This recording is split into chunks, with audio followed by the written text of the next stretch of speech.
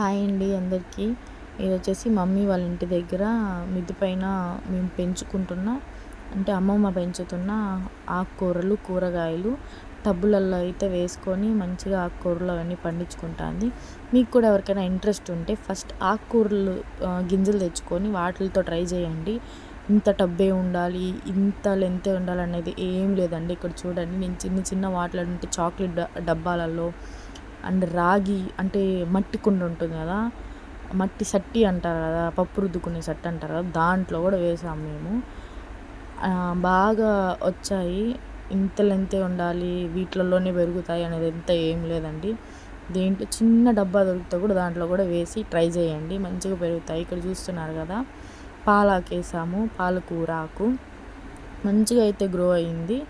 2 పార్ట్స్గా పెడతాను వీడియో, ఇంకా ఏమున్నాయి వెజిటేబుల్స్ అనేది చూసేయండి. ఇంతే వీడియో. Bye bye.